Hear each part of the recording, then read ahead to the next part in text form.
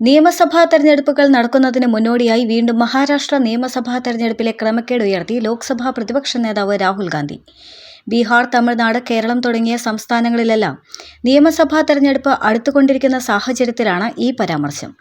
ജനാധിപത്യത്തെ എങ്ങനെ അട്ടിമറിക്കാമെന്നതിന്റെ തെളിവായിരുന്നു മഹാരാഷ്ട്ര തെരഞ്ഞെടുപ്പെന്നും BJP തോൽക്കാൻ സാധ്യതയുള്ള ഇടങ്ങളിലെല്ലാം ഒത്തുകളി നടക്കുമെന്നും രാഹുൽ ഗാന്ധി പറഞ്ഞു.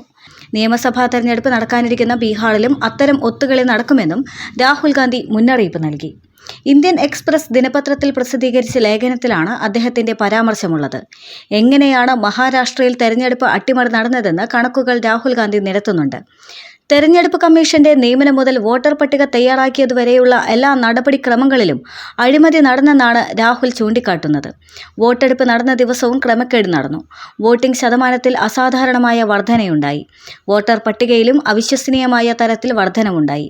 5 മാസം കൊണ്ട് ലക്ഷക്കണക്കിന് വോട്ടർമാരുടെ എണ്ണം കൂട്ടി.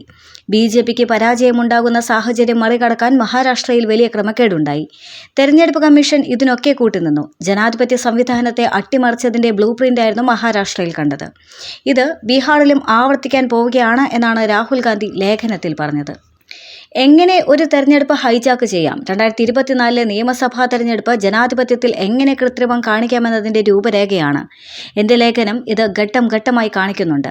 സ്റ്റെപ്പ് 1, തെരഞ്ഞെടുപ്പ് കമ്മീഷനെ നിയമിക്കുന്നതിനുള്ള പാനലിൽ ഇടപെടുക. സ്റ്റെപ്പ് 2, വ്യാജ വോട്ടർമാരെ പട്ടികയിൽ ചേർക്കുക. സ്റ്റെപ്പ് 3, വോട്ടർമാരുടെ എണ്ണം കൂട്ടുക. സ്റ്റെപ്പ് 4, BJPക്ക് വിജയിക്കേണ്ട സ്ഥലത്ത് വ്യാജ വോട്ടുകൾ ലക്ഷ്യം വയ്ക്കുക. സ്റ്റെപ്പ് 5, തെളിവുകൾ മറയ്ക്കുക.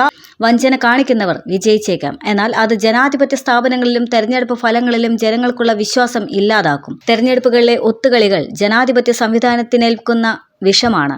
ഇന്ത്യൻ എക്സ്പ്രസ് ദിനപത്രത്തിൽ പ്രസിദ്ധീകരിച്ച ലേഖനം പങ്കുവച്ച് രാഹുൽ ഗാന്ധി എക്സിൽ കുറിച്ചത് ഇങ്ങനെയായിരുന്നു.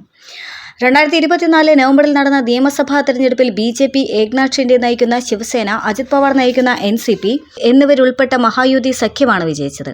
288 നിയമസഭാ സീറ്റുകളിൽ 235 എണ്ണം മഹായുതി സഖ്യം നേടി. 132 സീറ്റാണ് BJPക്ക് ലഭിച്ചത്.